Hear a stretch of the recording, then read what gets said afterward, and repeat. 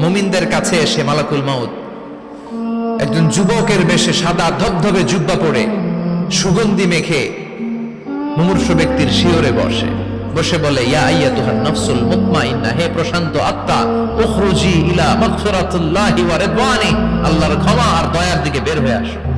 বলা মাত্রই মুমিনের আত্মাটা স্মুথলি বের হয়ে আসে। কাফান মিন আকফানিল জান্নাহ, হানুত বিন হানুতিল জান্নাহ, জান্নাত থেকে আনা সুগন্ধি কাফনের মধ্যে পেঁচিয়ে তিনি রূহটাকে নিয়ে ইল্লিনে চলে যায়।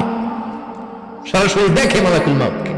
আর যারা ইসলাম বিরোধী, কোরআন বিরোধী, তাদের সামনে এসে মালাকুল মাউত ত্রাস সৃষ্টি করে। আগে ধমক।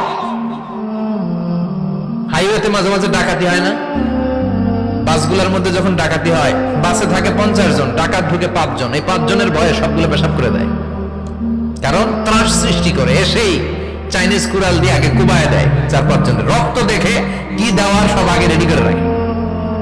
মালাকুল মাউত এসে কাফের, নাস্তিক, মুশরিকদের সামনে সেরকম একটা ত্রাস সৃষ্টি করে। ভয়ে লোকটা কাঁপতে থাকে।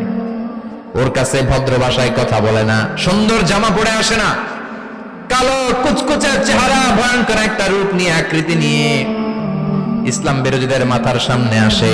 দুর্গন্ধযুক্ত চেহারার দেহ নিয়ে ধমক দিয়ে বলে, ও পাপাত্তা, ইয়া আইয়াতুহান নাফসুল খাবিসা উখরুজি ইলা গাদাবিল্লাহ, হে পাপাত্তা, আল্লাহর রাগ, ক্রোধ আর গজবের দিকে বের হয়ে আয়।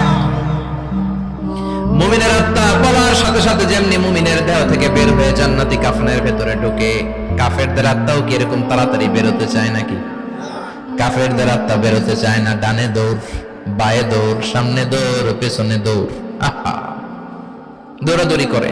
মালাকুল মাউত এটাকে টেনে হিচড়ে, একটা জীবিত ছাগলকে জবাই না করে তার চামড়া উল্টার দিকে টেনে হিচড়ে বের করলে ছাগলটা যত কষ্ট পায়, এর সে কম 70 গুণ বেশি কষ্ট দিয়ে কাফের, মুশরিক আর গাদ্দারদের রূহ কবজ করা হয়।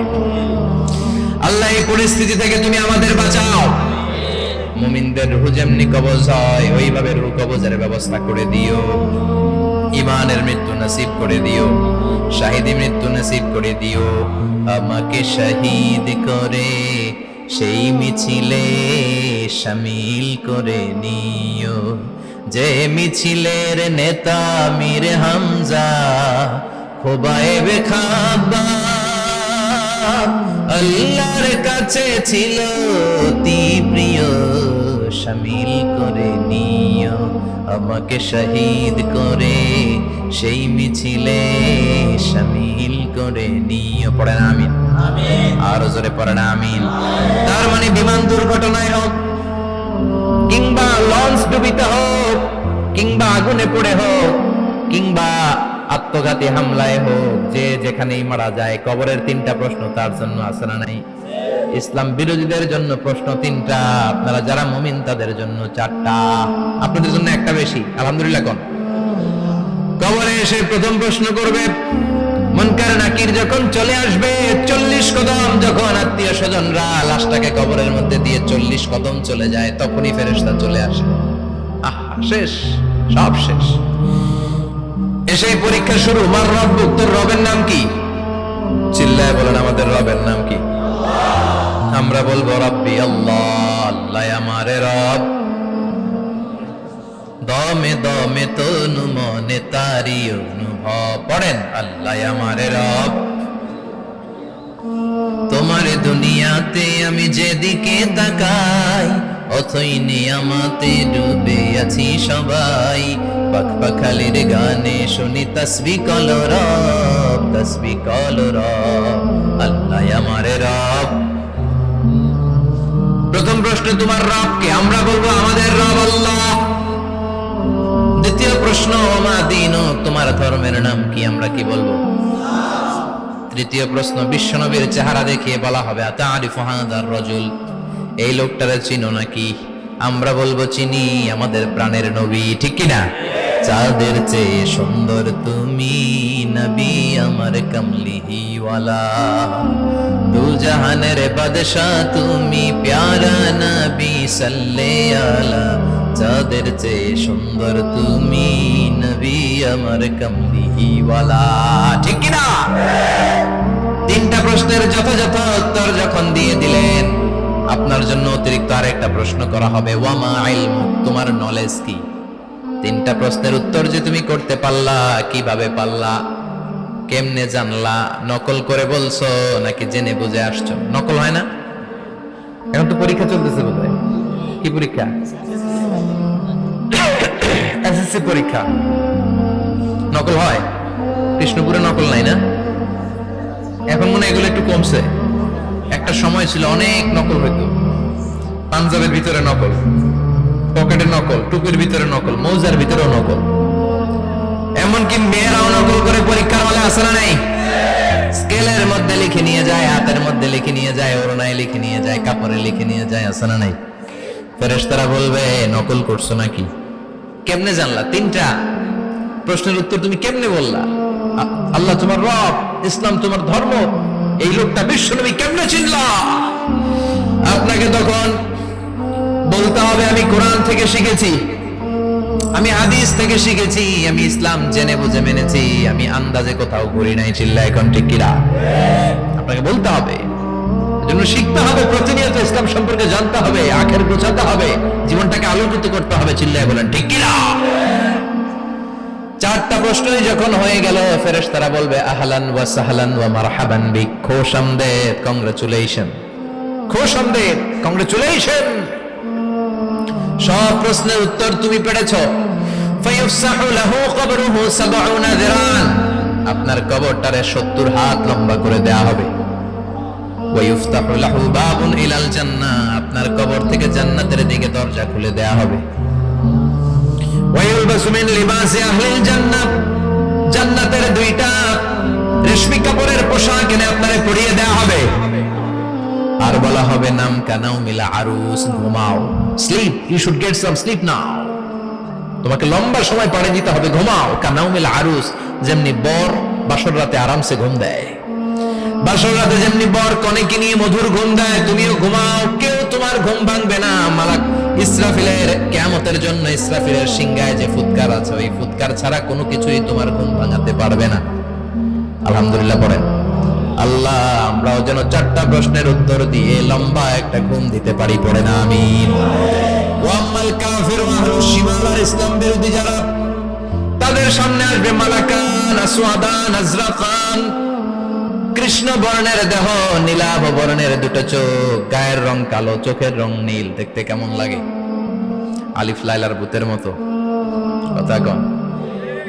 গায়ের রং কালো, চোখের রং নীল। ফেরেশতা দুইটা আসবে, এসে ত্রাস সৃষ্টি করবে, এসে বলবে বল তোর রবের নাম কি? মার রব্বুক। ইসলাম বিরোধী মুশরিক, কাফের, নাস্তিক এরা বলবে আমি জানি না আমার রবকে, আমি জানি না, আমি তো আজীবন শুধু চেয়ার করেছি, মদ খেয়েছি, আমি ধর্ষণে সেঞ্চুরি করেছি দুনিয়ার বুকে, আমি টেন্ডারবাজি করেছি, চাঁদাবাজি করেছি, আমি মাস্তানি করেছি, আমার দাপটে এলাকার ইসলাম প্রিয়রা বাসায় ঘুমাতে পারে না। আমি ছিলাম টেন্ডারবাজ, আমি ছিলাম গডফাদার, সন্ত্রাসীদের লিডার, আমি ছিলাম ডন 1 2 3 সব, আমি ছিলাম ডনের ডন, আমি ছিলাম মাস্তান, রংবাজ, রব টপ কি আমি তো জানি না। লাদ্রি লাদ্রি, আমার জিজ্ঞেস করো না। আবার প্রশ্ন করা হবে ওয়ামা দীনুক, তোর ধর্মের নাম কি? বলবে লা আদরি, আমার কোনো ধর্ম নাই, আমার কোনো ধর্ম নাই, আমি শুধু মौज মাস্তিতে ছিলাম, আমি আনন্দ ফুর্তি করেছি, ইসলাম নিয়ে আমার মাথা ব্যথা ছিল না, আজীবন ইসলামরে আমি বাস দিয়েছি। চিল্লায় বলেন ঠিক কিনা? ইসলাম বিরোধীদের সাথে ছিল আমার চলাফেরা, আমার সব সাঙ্গ পাঙ্গ ছিল গুন্ডা বদমাশ, ইসলাম বিরোধী। রব কি, ইসলাম কি, এগুলো আমি জানি না, আমার এগুলো জিজ্ঞেস করো কেন? ধর্ম কি আমি জানি না, আমি কিচ্ছু মনে করতে পারছি না। 3 নাম্বার প্রশ্ন করা হবে আতারিফু হাদার রাজুল, দেখো তো এই লোকটারে চিনো কিনা? কয় না, চিনি না, তবে মনে হয় এই লোকটারে দুনিয়ার বুকে আমি গালি দিতাম, এই লোকটার বিরোধিতা করতাম, ব্লগের মধ্যে এই লোকটার ব্যাপারে কুৎসা রটনা করতাম, এই লোকটার কার্টুন বানিয়ে আমি হিংসা ছড়িয়ে দিতাম, এই লোকটার ব্যাপারে আমি এলাকার মধ্যে অপপ্রচার চালাতাম। ফেরেশতারা বলবে তাই, এই ছিল তোর ডিউটি, দাঁড়া এখনই আমাদের খেলা শুরু, এখনই শুরু। ফায়ুতরাকু বিমাতারিক মিন হাদিদ, লোহার একটা হাতুড়ি দিয়ে মাথা থেকে পা পর্যন্ত পিটানো হবে, পিটিয়ে ওর গোশতের হাড্ডিগুলোকে থেতলে ফেলা হবে। ওয়ায়ুকালু লিল আরদি ইলতাইমি, কবরের দুই পাশের মাটিরে বলা হবে এবার দুই দিক থেকে তোরা চাপ দে। চাপ দেয়া হবে, ধাক্কাধাক্কি করেও সে সুবিধা করতে পারবে না। মাটি আস্তে আস্তে আস্তে আস্তে দেহের দুই দিকে লেগে এমন জোরে দুইটা চাপ দিবে, ফাতাখতালিফা আদলাউহু, তার ডান পাশের পাজরের হাড্ডি বাম দিকে ঢুকে যাবে, বাম দিকের হাড্ডি ডানে চলে যাবে। বিশ্বনবী বললেন এই হাতুড়ি দিয়ে পিটানোর শাস্তি, কবরের চাপ দেওয়ার শাস্তি চলতেই থাকবে হাত্তাল কিয়ামা, কিয়ামত পর্যন্ত। আল্লাহ এই কবরের শাস্তি থেকে আমাদের বাঁচাও। আমরা এই আযাব পেতে চাই না, আমরা যেন ঠিকভাবে কবরের 4টা প্রশ্নের উত্তর করে দিয়ে লম্বা ঘুম দিতে পারি। আল্লাহ তুমি তৌফিক দাও। এজন্য আল্লাহ বললেন, গোলাম দুনিয়া নিয়ে পাগল হয়ে থেকো না। এই দুনিয়ার জীবন আসল জীবন নয়, আসল জীবন হলো কবরের জীবন। জোরে বলেন ঠিক কিনা? এই জন্য মাঝে মাঝে কবরে যাবেন, কবরস্থানে দাঁড়িয়ে চিন্তা করবেন এই জায়গায় আমারও আসতে হবে। দিন যাবে, রাত আসবে, বৃষ্টি হবে, শীত আসবে, কেউ আমার দেখতে আসবে না। একা থাকতে হবে, একা, বড় একা, অন্ধকার, বড়ই অন্ধকার। ওই কবরের জীবনের সামান গোছানোর দরকার আছে না নাই? ওই কবরে সুখে শান্তিতে থাকতে চাইলে নামাজ পড়ার দরকার আছে না নাই?